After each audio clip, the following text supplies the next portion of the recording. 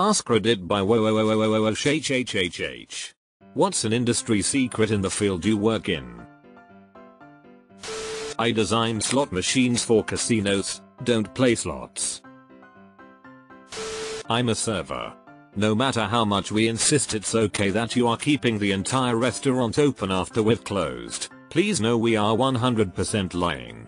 We will get fired if we deviate from anything other than pure delight that you are keeping us from going home. We dread it. Please don't believe us.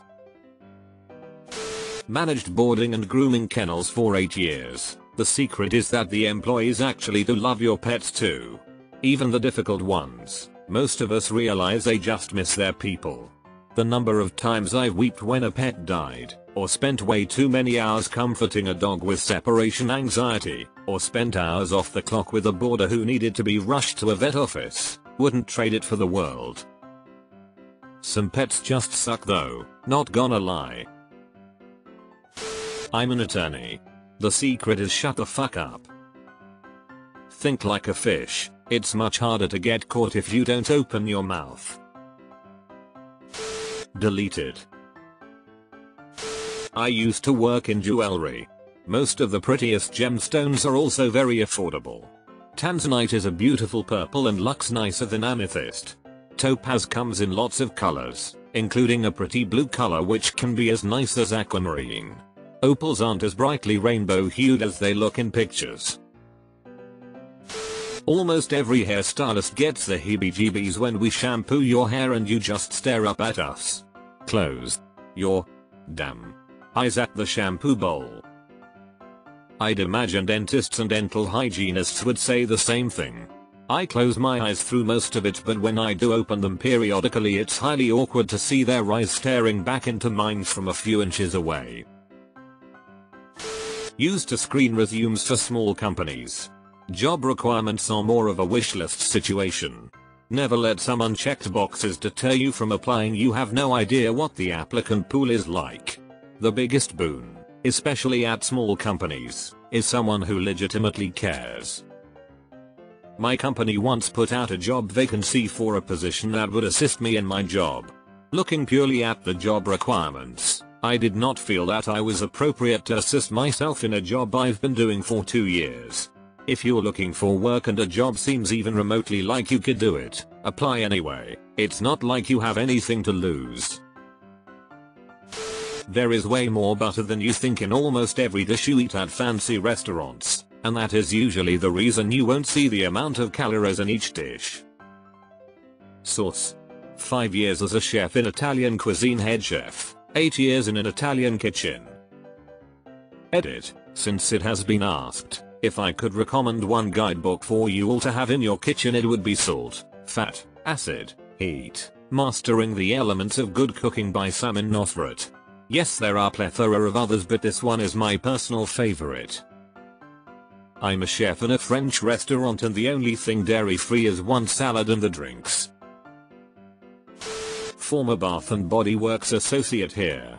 The scents they discontinue will come back with a different name and new marketing. They're just recycling the scents. I worked for the biggest Mast, the company that owns Bath & Body Works and is a division of L Brand, contractor in Virginia, for 8 years. There are so many fragrances that are branded and recolored to a different flavor. Fragrance oil is absolutely 100% the most expensive part of any shower gel or foaming soaps we made. Odds are they have hundreds of thousands of pounds of these oils in warehouses all over the US. So they just rebrand it as something else. It's not like they are going to scrap it. Also, all this shit you see on the labels of shower gels and foaming soaps that say enriched with vitamin E or contains aloe vera extract is complete absolute fucking bullshit. We made our batches in sizes of 40,000 pounds. In a 40 klb batch, you had about 2 ounces of vitamin E you would add to the batch, and barely enough aloe extracts to even get it out of the fucking cup to add it to the batch. They add the absolute bare minimum to have it on the label, as required by FDA. Foaming soaps are also about 65% water, so they make an absolute killing selling them. Some therapists, counselors are on the wrong side of the couch, so to speak. If you feel your mental health provider is unhinged, They may very well be. A family member tried to break up with his long-term GF who was a therapist. I was shocked at her absolutely unhinged behavior, which included but was not limited to her taking his childhood teddy bear, chopping it up with garden shears, and piling it up on his bed with the note, "This is what you are doing to my heart," stabbed into it with a steak knife. Change your dirty furnace filters and clean your AC coils outside. These make up an easy 30% of my calls for no heat cooling. Edit, more attention than I thought. So real quick, you have two coils, inside and outside. Your furnace filter keeps the inside one clean, so make sure that filter is clean. Outside coil, kill power to the unit. Remove the coil guard and top, usually 5/16 or 1/4 nut driver and like 20 screws. Don't use high pressure water simply on a shower setting and hold it a few inches away from the coil. Do from both ways. Button that beauty up and wait for it to dry before turning power back on. Your head pressures are gonna love you. Edit 2. Don't forget to blow your condensate line more than your husband. Prevents water flowing back into the unit from a block. At Goodwill, 50% of what you donate ends up in the trash. BC we don't have the space for it, or we just deem it too ugly. Our local thrift store has a semi-trailer sized dumpster behind it. They fill it every couple of weeks because most of the crap people donate was garbage to start with. They just didn't have anywhere else to dump it, so they donated it. All I'm saying is there is a reason no one who works in the RV industry owns an RV. Edit. Just some clarification. I work in Elkhart, Indiana, which is the RV capital of the world.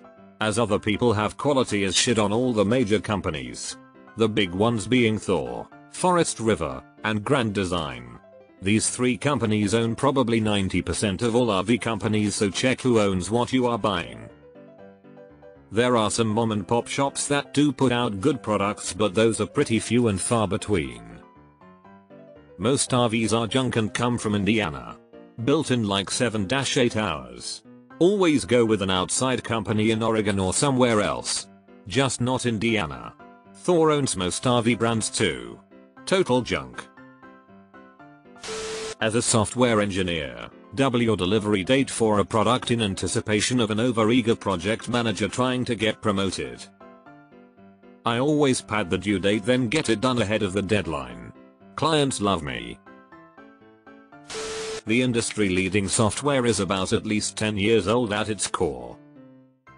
We had an engineer essentially beg, borrow and steal his own work hours to rewrite an entire facet of our software to be independent of the 8-year-old core we'd outgrown 5 years ago, and as soon as he did, and wrote a nice utility for testing that was now possible, which means we didn't have to spin up so many services in local environments, we got a ton of work in that area of the software. Like I'm still working on it and he's already moved on to another company. The debt he erased in the tool he created, it's like we're 60% better and faster at everything, plus the morale factor. We would have drowned without that work. We miss you, MT. If you're someone who purchases bulk nuts, grains, etc., just know that those beans are probably rarely cleaned, and even when they are cleaned, odds are they were just rinsed out, wiped down to look clean. I used to be a bulk buyer at Whole Foods Market, and when I took over, our bulk department had no cleaning logs or sanitizing procedure. The bins had moths, insect colonies and mold in them. Our store was open nearly 5 years prior. Oh no. The best therapists go to therapy. The cheapest bottle of wine in the restaurant has the biggest markup. And your $6 glass of sangria might actually just be boxed wine with some fruit in it. You'd be surprised how willingly someone will do their job and even go above and beyond if you just compliment them for their professionalism, politeness and how they are helping them. Edit. Thank you all. As a cashier, I am not even ashamed to admit that I will do more for you if you tell me I'm being helpful. Not an industry I work in per se, but I used to be in a sales role. One of my customers was a milk bottling plant. I was somewhat surprised that they were putting the exact same milk in both organic and non-organic cartons. turns out all of their milk is organic, but in order to not miss out on the sales of non-organic milk, they just bottle them differently and sell them at different prices. This one is both startling and interesting. Construction boy here. If your windows or sliding doors are tough to open and close 9 times out of 10, we put your own dish soap on tracks and the thing works perfectly. It take 5 minutes and we charge $150. Dish soap people, it's better than WD-40 sometimes. Literally not 5 minutes ago I was closing the slider in my bedroom thinking it's time I finally look up solutions to make this thing glide easier, so I hopped on the internet, naturally got distracted by Reddit first, and now here we are. So serendipitous. Amusement park ride operator here. If your kid is crying and you want us to stop the ride, even if we want to, it's not gonna stop immediately. The carousel will spin a few more circles or the ship will swing a few more times before stopping. The only exceptions is the emergency stop, which will absolutely fuck up the ride for a while if we press it. Hence we only use it in actual life-threatening situations. The best thing you can do is try to get your kid to calm down as the ride comes to a stop, and no, yelling stop the ride at us does not make it stop any faster. True, I believe it is called physics. Nobody uses bots to inflate metrics more than the most major players in the entertainment industry. All the numbers are fake, including sales. It costs about $200,000 to put your own book on the top of the New York Times bestseller list. All you have to do is buy a lot of copies yourself, and if that bestseller status helps you sell more books, you can make that $200,000 back by selling the big stock of books you've collected. Everything at the Container Store exists and is cheaper at Lowe's. Edit. Even the drop front show boxes. https://www.lowe's.com/pl/shoe-box-storage-organization/42949366624 refinement 42946111977. You just made me so happy. I love Container Store, but so expensive. They lie to their customers about saving their credit card information because we aren't supposed to. We also save their social addresses and 5 of their most recent phone numbers and bank account numbers. The life of a student loan servicer. PCI Compliance would like to have a word with you. If in doubt, lubricate. I'm a machinist. If in doubt, tighten all the screws and bolts. I maintain heavy machinery. I'm a teacher. If you as a parent will read with your child often and early, your child will thrive in school. I'm talking daily books read together from newborn to about 3rd grade. Every single day. No teacher can replace that. Comma. Edit. I thought we would all understand that there are always exceptions such as dyslexia and learning disabilities. So here's another industry secret, your child will not always fit the school model. Teachers know that. And that's okay. We are all just people after all. Peace. RV technician here. Shit is designed to start breaking after around 44 uses. Most RV owners use their trailers on weekends. But not every weekend. So that 44 uses on average stretches between 2 and 3 years. Every client thinks architects are unnecessary and they can draw the plans themselves, but they are just too busy. I cannot wait for the day when I can afford to pay an architect to design a home for me.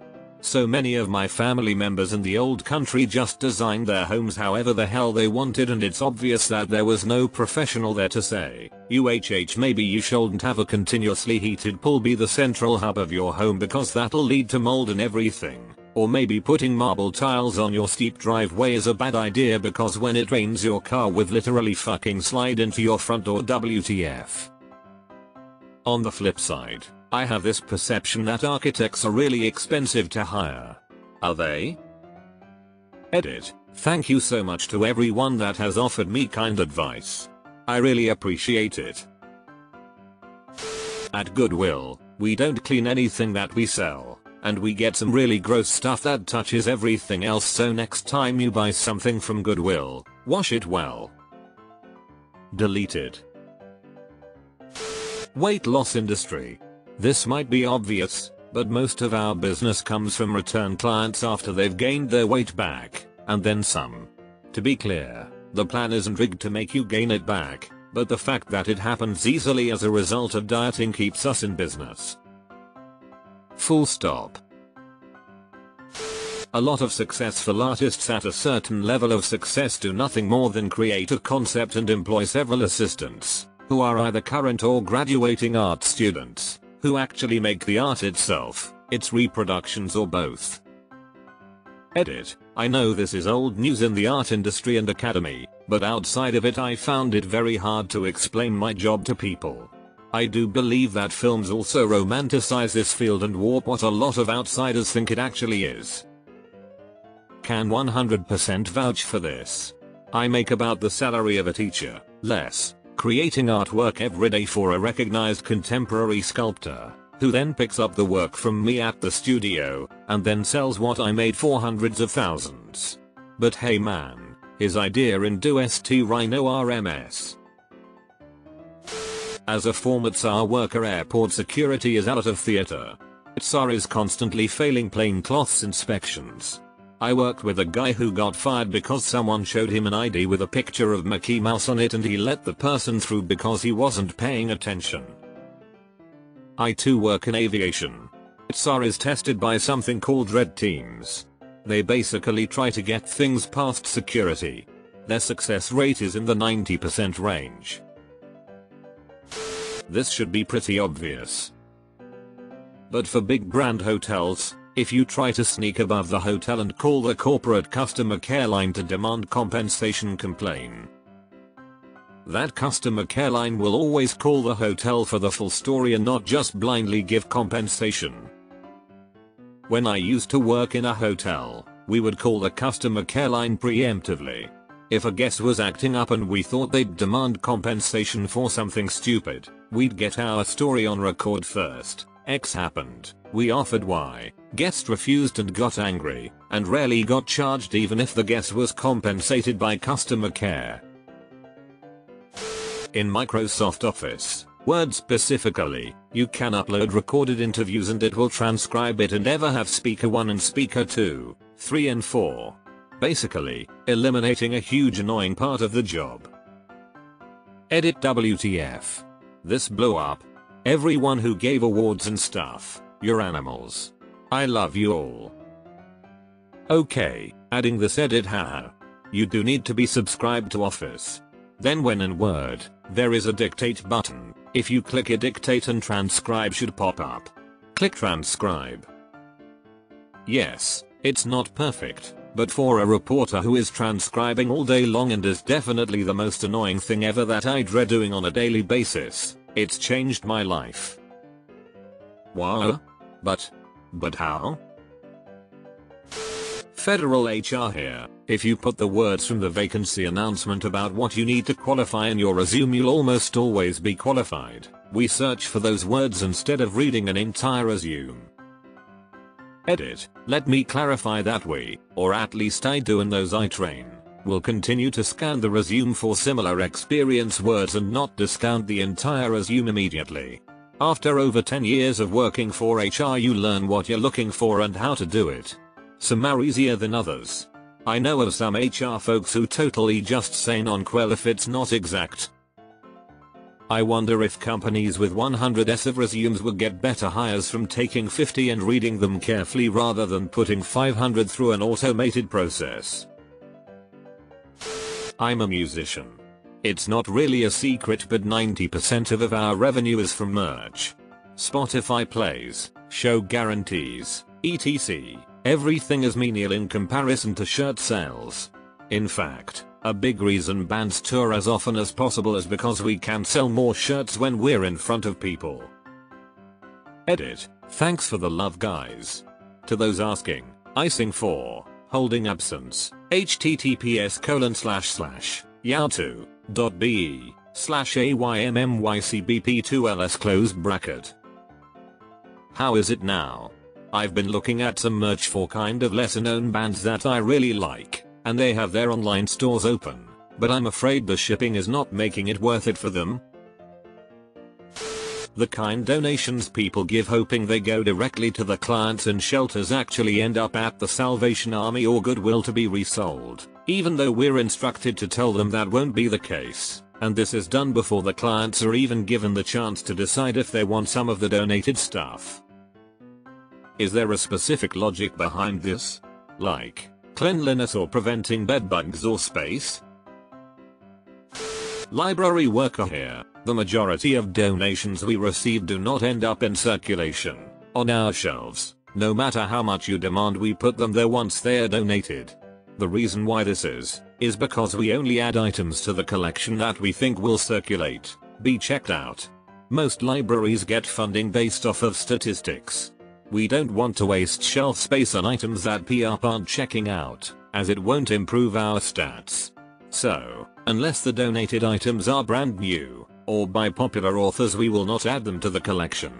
We will also weed unpopular items from our collection with extreme prejudice for this reason, much to our patrons' horror. These books usually end up being sold at book sales to help generate funding for other library programs. Dude, I love the local library's annual book sale. They do it 4th of July weekend, as this is a touristy area, and it's like a 50 cents for paperbacks and $1 for hardcover. Sad as I am that they aren't doing it this year, I am pretty excited because that means it'll be huge next year. I'm a fossil replicator, and apparently the industry secret is the fact that we exist. So many people are blown away to learn that most fossils they see in museums are replicas. Edit. Okay, I'm heading to bed, but I'll be back in the morning to continue answering questions since there are so many. Edit 2. We haven't done much with it, but the company I'm with does have their own Reddit to share fossils we find on digs and occasional stuff we are working on. You deep timber fossils. Not a fossil, but I remember the museum where I grew up had a replica of the world's largest piece of fool's gold. Not a replica of the world's largest piece of gold. Not the actual largest piece of fool's gold. A worthless copy of a worthless piece of iron pyrite. Deleted. I used to work for a call center that handled calls for a big truck rental company. We handled all the reservations and customer service, and we didn't even work directly for the company. I worked for a search engine optimization (SEO) company for about 5 years. It's mostly bullshit. It's 20% things you can easily do yourself and 80% making money out of you until you realize you can do it yourself. Then, Google changes a 7 to an 8 and it no longer works. California, cannabis concentrates. Don't trust that the test results are accurate at all. We were demanded, by the business owner, to use some dirty methods to cheat on potency testing and pesticide testing. Turns out, those tests can be pretty easy to trick if you know what you're doing. This is ultimately what led to me leaving the industry. Eventually, all of our chemists stopped smoking concentrates altogether for these reasons. Edit, added state. After hitting a cart and reading this. I'm in danger. Plumber here. There's no such thing as a flushable wipe. The package lies. Your drains will clog, and fast. Your landlord will charge you. It's going to suck. Throw wipes in the trash if you use them. Toilet paper is the only acceptable wipe. Not a secret at all, just not common knowledge somehow. Deleted. Firefighters are trained on several areas and can specialize deeper into certain disciplines. Most of the emergencies we get called to are situations we have never been trained on, but with 4 of us on a fire truck we can normally figure out a solution. In my county, a girl got stuck in a clothes washer. I wasn't on the call, but there's a video of it online. I remember doing car extrication in the academy, but not washer extrication. I'm a dentist. Here's the lowdown on toothpaste. As long as it has fluoride, they are all basically the same. When I was in dental school, the Colgate lady came by and said that everything that says Colgate Total on it is all exactly the same. The only difference is the packaging. So whether it says whitening, or gum protection, or whatever else, it is all exactly the same. The exception is sensitivity. Toothpaste typically does have an extra active ingredient, No3, which helps with sensitivity. Don't ever feel obligated to buy the expensive toothpaste because you think it will be better for your teeth. Just buy whatever you like best. I choose toothpaste based on which one has the flip lid instead of the screw lid. Pilots fuck up all the time. You only notice though if you know what to look for. Not OP, but for people caught up on what a fuck up might be. Aviation uses something called the Swiss cheese model, where hazards pop up, mistakes are made, but catastrophe happens when the hazards line up in such a way that you pass through completely from one side of the proverbial cheese to the other. So, I assume the OP is referring to hazards, the little holes that almost always lead nowhere, rather than the alignment of several hazards stacked up in such a way that they threaten safety.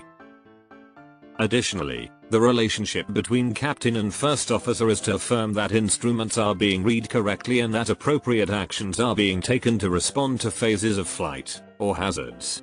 So on any given flight you've got two pilots constantly checking in with themselves and with the airplane. A huge portion of online reviews, ratings, social media presence, etc. that you see for any given company are fake, paid for, or done by multiple accounts controlled by us. This includes a company's Glassdoor page, fake reviews about how great it is to work there so that the million negative reviews don't crush their page.